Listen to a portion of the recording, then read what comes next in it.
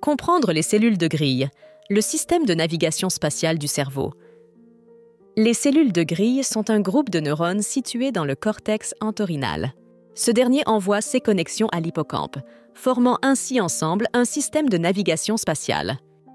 Elles offrent un système de coordonnées au cerveau. L'environnement est structuré en grilles hexagonales de différentes tailles et orientations. Chaque cellule de grille s'active intensément lorsqu'un animal atteint l'un des sommets de cette grille. Les zones où un neurone est le plus actif sont nommées champs de tir de la cellule.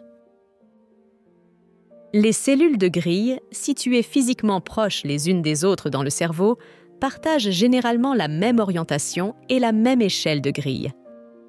Elles sont alors considérées comme appartenant au même module. Les cellules plus éloignées, ayant des échelles et orientations différentes, font partie d'un autre module. Cette organisation modulaire permet au cerveau de décoder de manière unique la position de l'animal dans l'espace en fusionnant les signaux de différents modules.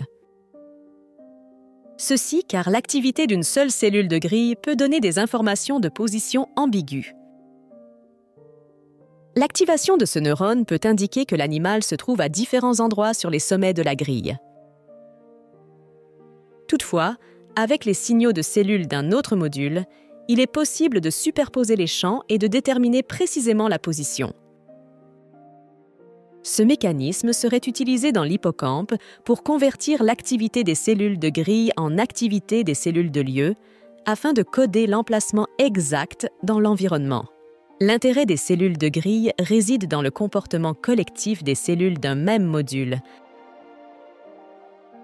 révélant la présence d'un tore dans l'activité du réseau de cellules de grille. L'information fournie par un module équivaut essentiellement à une coordonnée de grille, soit une position sur le tore. Cela signifie que le cerveau utilise ces coordonnées toroïdales pour cartographier l'espace. Encore plus fascinant, ce tore reste invariant, indépendamment de l'environnement et de l'état du cerveau. Examiner l'activité d'une cellule de grille dans différents environnements, qui nous paraissent totalement différents, revient en fait à observer le même patch de ce tore d'activité de la population. L'activité réseau se localise sur le même tore, même pendant le sommeil de l'animal.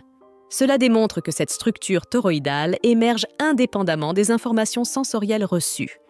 Elle est intrinsèque au réseau, découlant d'une connectivité spécifique entre les neurones et du poids des synapses qui les unissent.